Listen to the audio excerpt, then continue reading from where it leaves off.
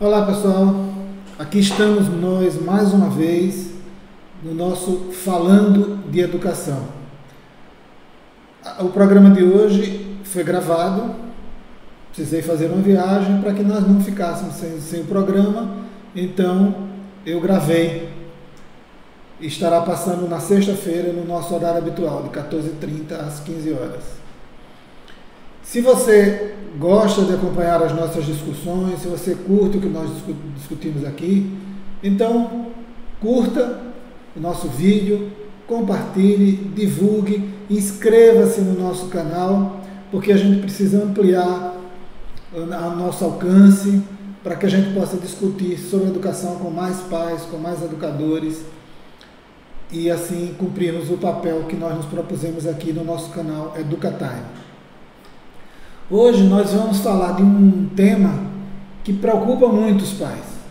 Geralmente os pais ficam muito preocupados quando se trata dessa questão. Nós vamos hoje discutir um pouco sobre o desenvolvimento da sexualidade na infância.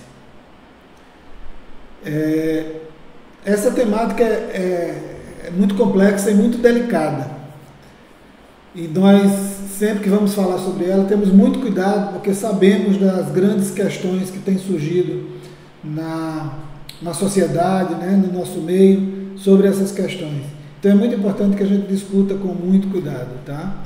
Mas hoje nós vamos estar discutindo esse tema, desenvolvimento da sexualidade na infância, e espero que você possa, nos comentários, comentar o que achou, fazer sugestões, trazer novas questões para que a gente possa, em programas posteriores, discutir também sobre isso.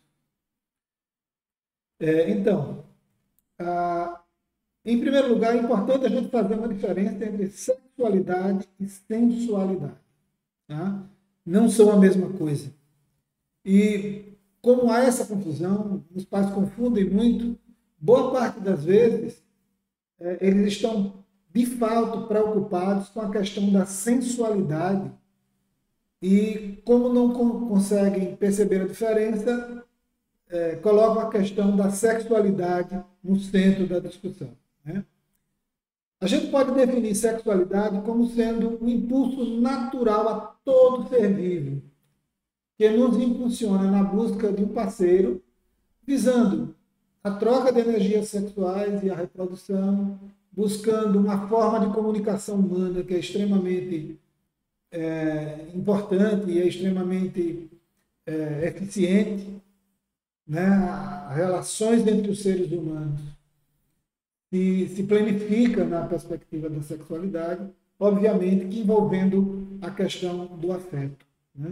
Então, a sexualidade é esse impulso natural, ele está presente em todo ser vivo e que nos conduz à busca de um parceiro para essa troca de energias sexuais, para essa troca para essa comunicação interpessoal e, portanto, também da reprodução.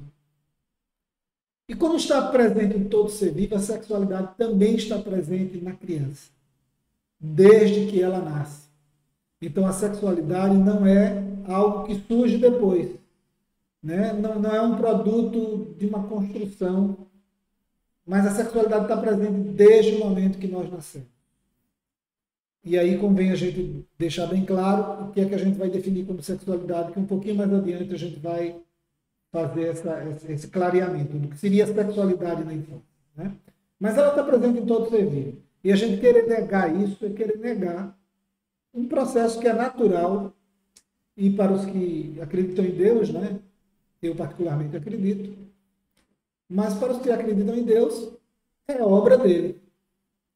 Portanto, é algo que nos foi dado de presente. E eu às vezes fico pensando assim, quando se coloca lá que o homem foi criado à imagem e semelhança de Deus, talvez se refira a essa capacidade de, ao tempo que nós somos criaturas, podemos também ser criadores. Deus nos dá essa possibilidade de sermos criadores, sendo capaz de produzir um outro ser humano, não apenas biologicamente, mas de auxiliá-lo a se tornar pessoa, a se tornar humano. Então, a sexualidade está presente em todo ser vivo. E isso a gente não pode negar. Já a sensualidade São aqueles atos, aqueles modos, aqueles gestos, as formas de se comportar e de exprimir um sentimento, né, que é voltado para a intenção de despertar e impulsionar uma vontade relacionada ao sexo em outra pessoa. Né? Ou seja, é chamar a atenção de si, chamar a atenção para si de modo atraente. Então, é importante a gente entender essa diferença entre sexualidade e sensualidade. A sexualidade é algo natural, inerente ao ser humano, inerente a todo ser vivo, que está presente com a gente desde o nascimento.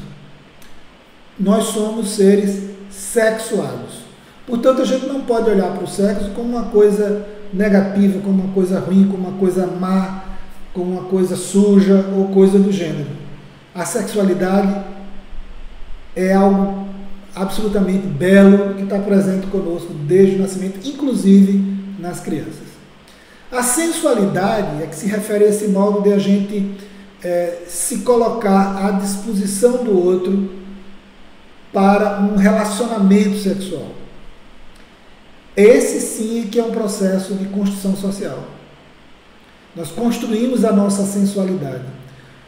O que acontece muitas vezes é que nós temos criado contextos e situações de sensualidade para as crianças. Ou seja, nós temos criado situações que desenvolvem a sensualidade nas crianças. E daí os pais se assustam, né, e confundem isso com sexualidade.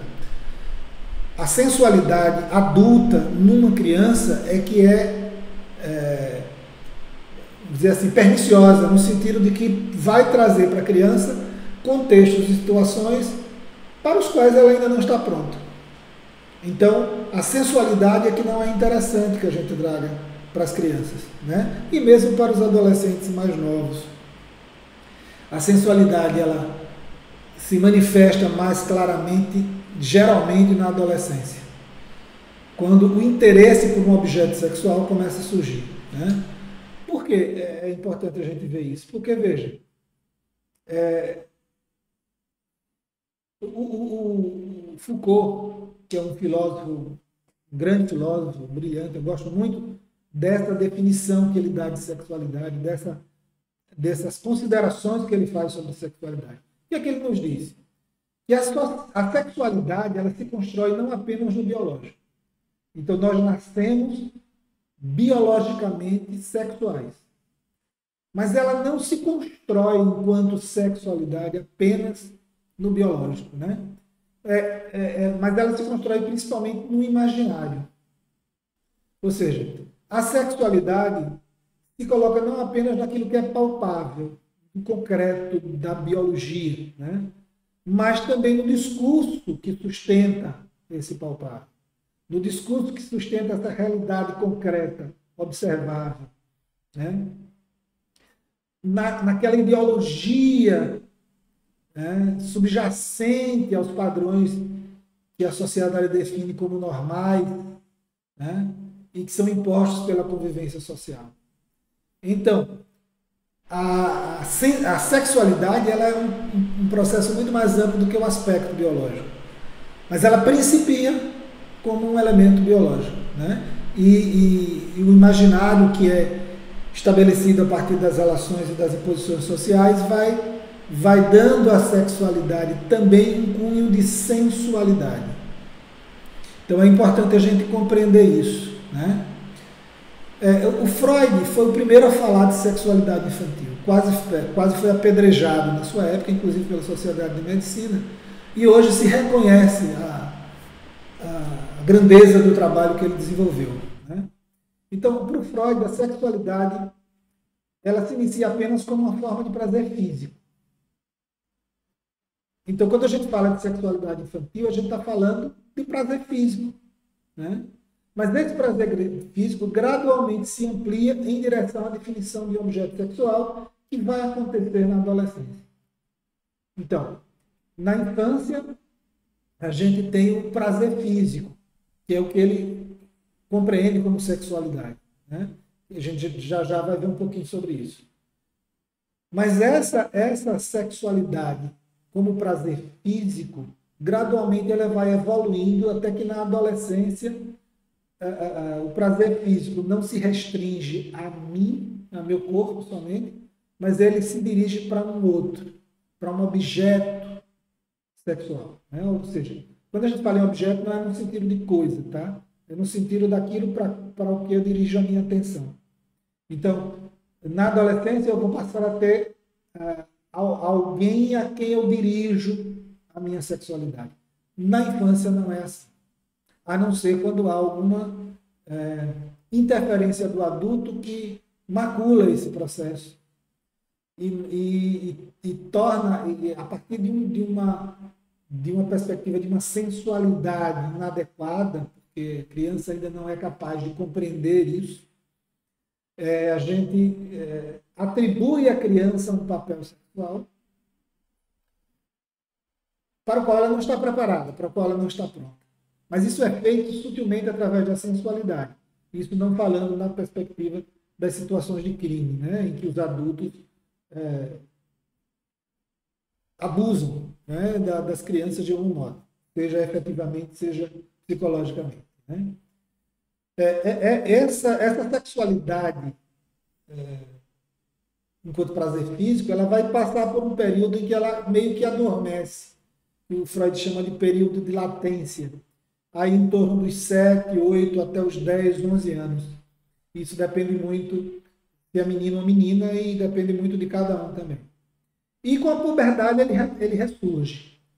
E aí na puberdade, quando ele ressurge, ele não se apresenta mais como um prazer que é auto-propiciado, né? Mas ele passa a ter alguém a quem ele se dirige. Ou seja, esse desejo sexual ele passa a ser dirigido para uma outra pessoa, para um outro ser, que passa a ser o alvo, entre aspas, né? Mas passa a ser aquilo para quem eu dirijo a minha sexualidade. E aí que efetivamente deveriam começar a surgir a sensualidade, ou seja, os comportamentos que visam atrair o outro para uma perspectiva sexual. Então, é natural, ou se espera que essa sensualidade, efetivamente, ela surja na adolescência. O problema é que hoje a gente tem um conjunto de elementos sociais que está empurrando para a criança uma série de elementos sensuais. E aí que mora o problema. Não na sexualidade, mas na sensualidade. Ou seja, quando a gente busca sensualizar a criança através de determinado grupo de roupas, de brincadeiras. Por exemplo, né? Por que as mulheres usam maquiagem? Para ficarem bonitas e atraírem, chamarem a atenção de alguém. À medida que a gente vai inserindo a criança, né, nesse mundo de se enfeitar, ela vai se enfeitar, obviamente que não há uma intenção consciente nela de atrair uma outra pessoa, mas é um comportamento sensualizado. Né? Não que a criança não deva nunca usar maquiagem, às vezes pode ser uma brincadeira, mas quando se torna... Tem criança que não sai de casa sem estar maquiada, que não vai para a escola sem estar maquiada. Isso é uma coisa que é inerente ao adulto. E a criança não é um adulto em miniatura. Ela tem uma vida psicológica e emocional própria, e a gente precisa cuidar muito disso. Então a questão não é a sexualidade, mas a sensualidade que a gente precisa observar. Então veja, o Freud nos diz que desde que nós nascemos, nós temos uma energia, que é uma energia vital, mas é uma energia que tem cunho sexual, no sentido de que é uma energia que nos causa prazer físico.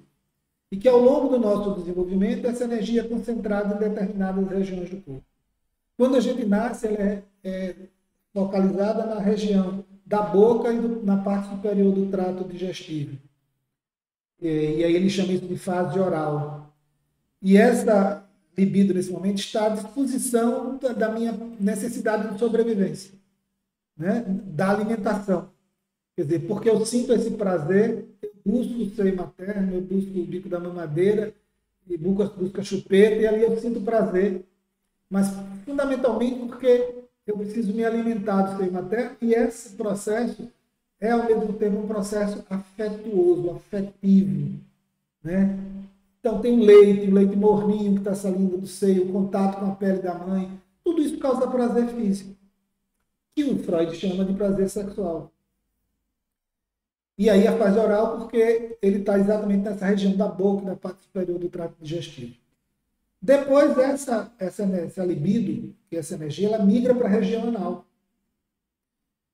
E é aquele período em que nós precisamos começar a fazer um controle dos esfíncteres. Então, aquele período em que a criança passa um tempão no vasinho, no piniquinho, fazendo cocô, e que aprende a prender o cocô, soltar, e ela ali vai adquirindo uma série de controles sobre si própria, sobre sua vida, sobre suas relações, né? de ser capaz de se colocar para outra pessoa, ser capaz de se fechar, de se reter. E aí tem uma série de nuances que não é o caso aqui, nem há tempo da gente discutir muito sobre isso, mas que tem a ver exatamente com esse prazer sexual. Então a sexualidade está presente desde a infância.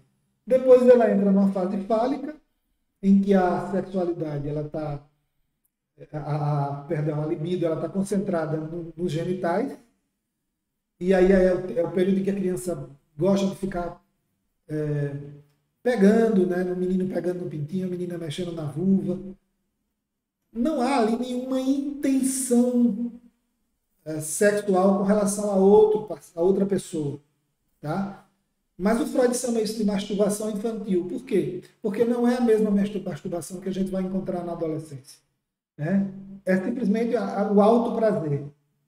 A possibilidade dela se possibilitar ter prazer, né? E ela provoca esse prazer em si própria.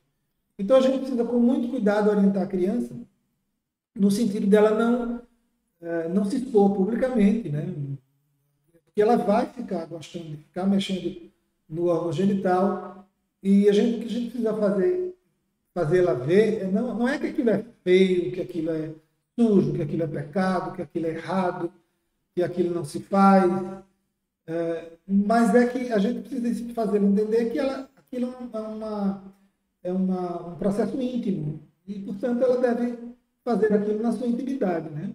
Eu costumo comparar, tocar o nariz, né? Todo mundo futuca o nariz de alguma forma, mas desculpe, você não faz isso em público, né? Isso é algo da sua intimidade, então você vai fazer isso no local mais resguardado.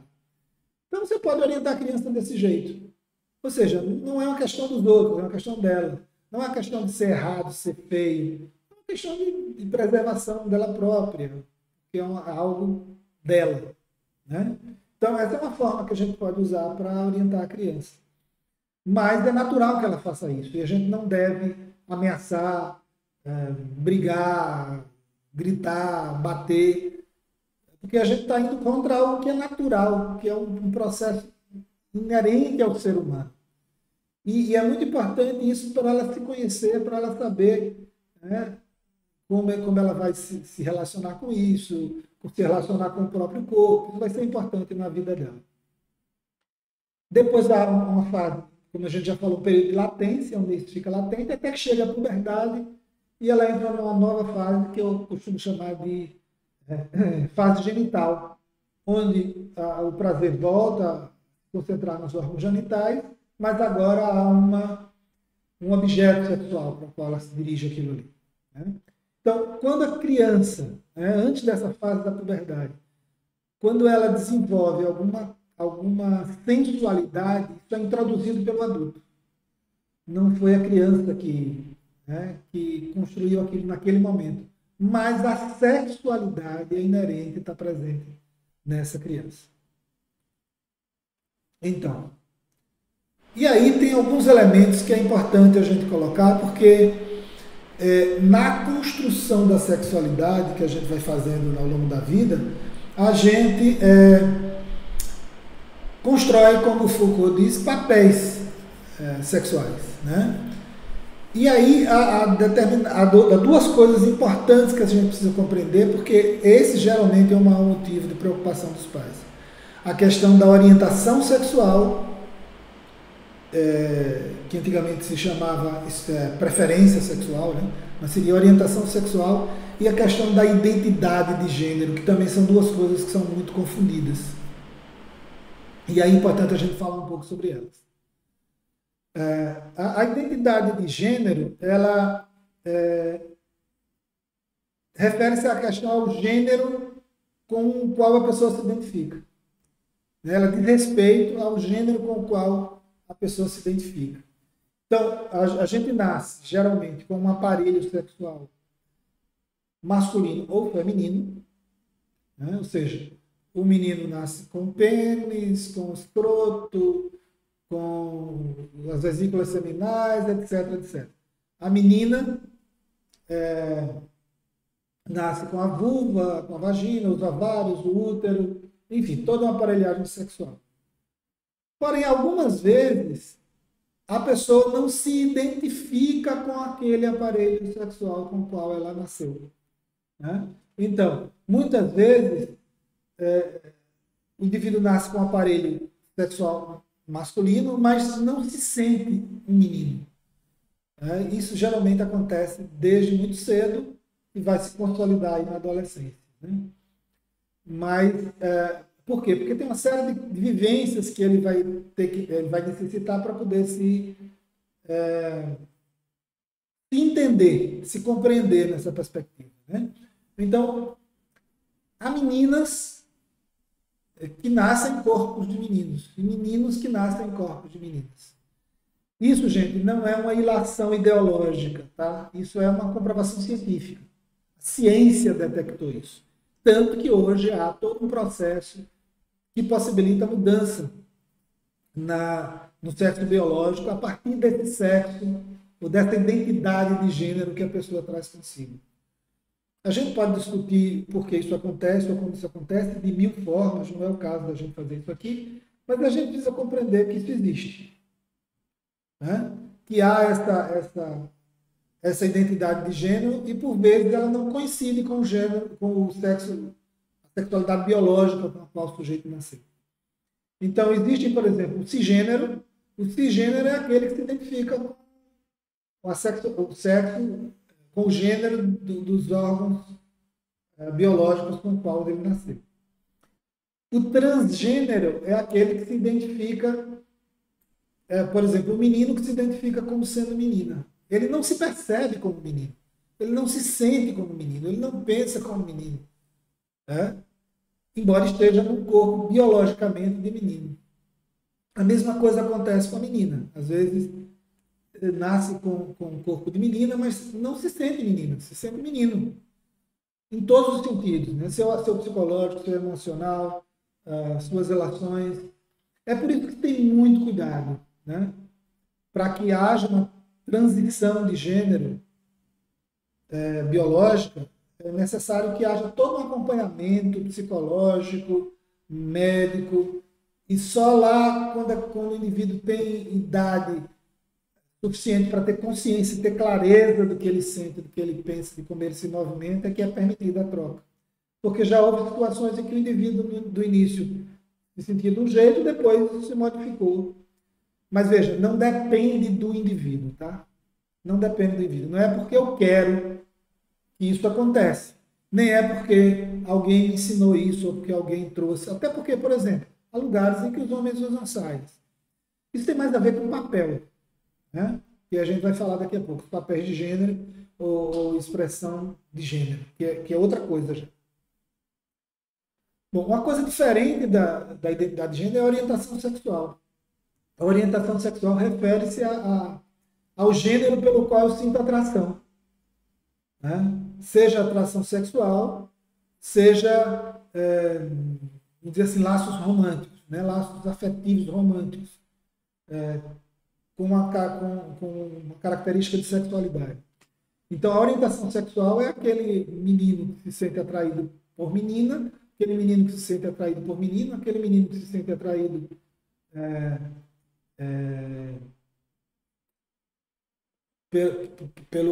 por alguém do mesmo sexo, alguém do outro sexo, pelos dois, enfim. Com relação à identidade de gênero, você tem, como eu falei, o cisgênero, o transgênero, o não binário, que é aquele que não se identifica com nenhum dos dois, né? E o bigênero, é aquele que se identifica com os dois gêneros. Veja, isso não significa atração sexual, né? Há pessoas que são transgênero e que não são homossexuais. Tá? Há pessoas que são cisgênero e são homossexuais. Aliás, boa parte dos homossexuais são cisgênero. Ou seja, boa parte dos homossexuais não se sentem meninas, né? Não se sentem mulheres. Se sentem homens, se vestem como homem, gostam do comportamento masculino, gostam de ser homens, mas sentem atração por homens, por exemplo, né? Então, a orientação sexual refere-se a isso, a por que eu me sinto atraído. A identidade de gênero refere-se a com que gênero eu me identifico. Então, nenhuma dessas coisas é uma escolha que a gente faz na vida. Ou seja, em um determinado momento, eu quero ser transgênero, eu quero ser homossexual, eu vou ser homossexual porque alguém me disse que era bom que eu vou ser. Né? Por exemplo, a preocupação que as pessoas têm em casais homossexuais adotarem filhos porque o filho vai ser homossexual. Bom, se fosse assim, não existiriam homossexuais. Porque, geralmente, as crianças nascem de casais heterossexuais. Então, não se produziria nunca um homossexual. A questão não é essa. Tá? É uma questão realmente... não se tem uma explicação muito clara, mas o indivíduo tem essa posição homossexual, heterossexual, bissexual, assexuada, aí você tem uma miríade de possibilidades com relação a isso. E uma outra questão importante para a gente entender é a questão dos papéis de gênero, a expressão de gênero, que refere-se à maneira como as pessoas usam, a maneira que as pessoas usam para expressar o seu gênero na sociedade. Né? Aí isso envolve o uso de roupas, os gestos, os acessórios, os detalhes físicos, né? O gestual, as atitudes, o timbre de voz, uma série de coisas que são papéis de gênero, ou seja, o que a sociedade especifica e que varia de cultura para cultura, de sociedade para sociedade e varia com o tempo também. Por exemplo, os escoceses usam saia, só quem usa saia é a mulher. Os homens geralmente não usam saia. É um papel aqui atribuído à mulher, não ao homem. Tá? Ou uma expressão de gênero atribuída à mulher, não ao homem. Mas em vários lugares você tem os homens, por exemplo, usando saia. A resistência que houve, por exemplo, para que as mulheres usassem calça, e hoje as mulheres já usam calça também. Era uma expressão de gênero masculino há tempos atrás.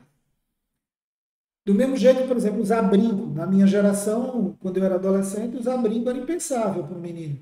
Né? A não ser que ele se visse afeminado.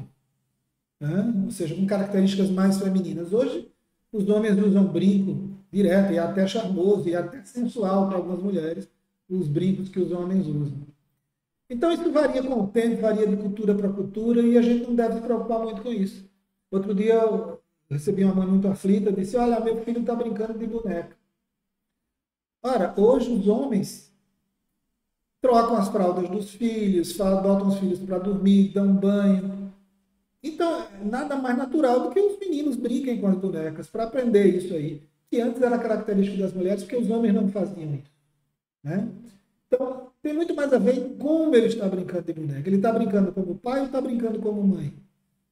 E aí você pode ter uma indicação de que ele pode estar se identificando com o gênero oposto, ou que ele está se aproximando mais do feminino, ou que ele pode estar se sentindo mais atraído por outras perspectivas, né, de sexualidade. Por exemplo, está se sentindo atraído por pessoas do mesmo sexo.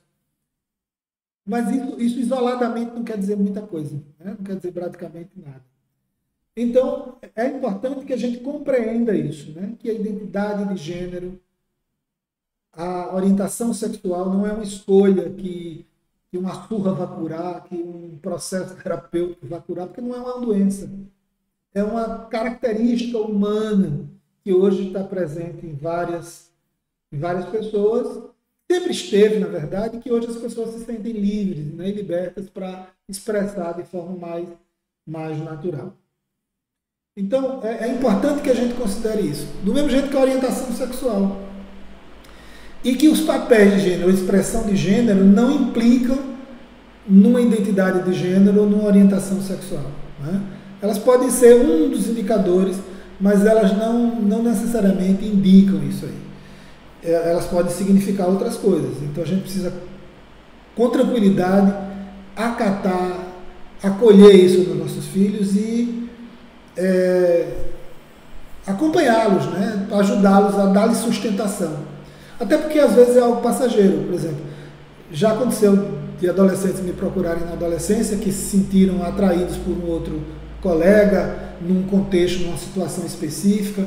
A libido no adolescente está muito elevada, ele está muito interessado em sexualidade e às vezes uma brincadeira, um contexto, leva ele ou leva a ter essa atração momentânea, mas não é a atração primordial que ele sente.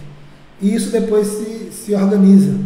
Outros não, outros desde muito cedo se percebem como tendo essa atração por pessoas do mesmo sexo e a gente precisa acolher e precisa ajudá-lo a lidar com essa situação, porque a vida já bate demais, a vida já é muito cruel e a gente precisa ser aquele pai, aquela mãe, aquele educador que acolhe, que dá sustentação, que dá suporte para que o sujeito seja feliz na sua expressão humana, né, em si. Tem alguns livros que podem ajudar, a gente está sugerindo aí, para os pais. Tem um interessante que é Como Falar de Sexo com Seus Filhos, está aí o nome do autor. Tem um outro que é Enciclopédia Básica de Educação Enciclopédia Básica de Educação Sexual, da Singer Kaplan. Esse é bem antigo, não sei se vocês encontraram com facilidade, mas devem encontrar, que é muito bom. E para os meninos, né, para os filhos, vocês podem, principalmente aqueles que estão entrando na puberdade, tá? Os antes não é bem o caso. Mas aqueles que estão entrando na puberdade, vocês podem oferecer o livro O que está acontecendo comigo. Então aí também os autores, vocês podem parar aí a tela no YouTube para copiar o nome desses autores, certo? Se a discussão foi interessante, se você gostou, né, se você achou produtivo, se o assunto lhe interessou, você pode aí entrar nos comentários, comentar esse vídeo, fazer perguntas, e aí a partir disso nós faremos outros vídeos, faremos outras discussões aqui, para que a gente possa compreender melhor e auxiliar melhor no nosso. Por enquanto eu peço que você curta, compartilhe, se inscreva no canal para nos dar alcance e esteja aqui conosco de volta na próxima sexta-feira, às 14h30, pontualmente, com mais um programa falando de educação. Até lá.